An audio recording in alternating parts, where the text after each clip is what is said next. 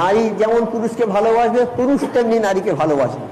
কিন্তু আজকে আমাদের সংসারে অশান্তি হচ্ছে, স্ত্রী স্বামীর কথায় চলে না, স্ত্রী নিজেই স্বয়ং সম্পূর্ণ, তার ইচ্ছা খুশি মতো যেখানে যাবে, যেটা ইচ্ছা সেটা করবে। এটা কিন্তু আমার আল্লাহ বলেনি করার জন্য।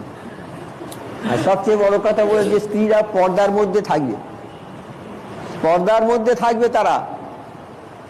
তা নবী পাক সাল্লাল্লাহু আলাইহি সাল্লামকে জিজ্ঞাসা করছে মেয়েরা, হে আল্লাহ নবী, আপনারা বা সাহাবারা বা আপনাদের যারা পুরুষ মানুষ, তারা তো জেহাদে গিয়ে জেহাদের সওয়াব অর্জন করে আসছে তারা।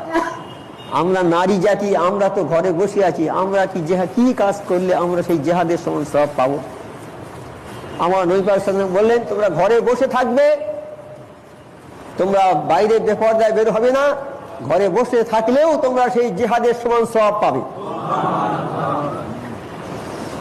তাহলে নারীদের কত সুবিধা আল্লাহ করে দিয়েছে।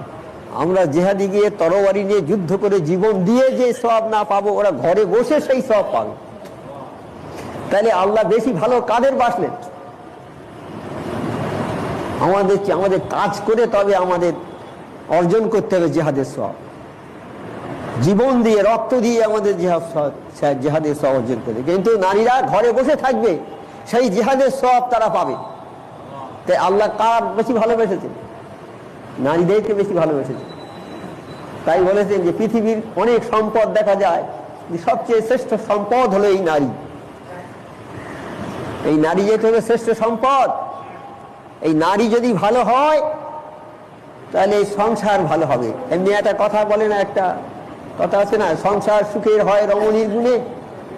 এ কথা সবার জানা আছে তো, হ্যাঁ? আর সংসার সুন্দর হয় সতীত্ব রক্ষণে। নারী যদি ভালো হয় সংসার ভালো হবে, আর যদি সতী হয় তাহলেও সংসারটা ভালো থাকবে। সংসার সুখের হবে, সতীত্ব রক্ষণ। নারী সতী হবে, সতী নারী হচ্ছে পৃথিবীর সর্বশ্রেষ্ঠ সম্পদ।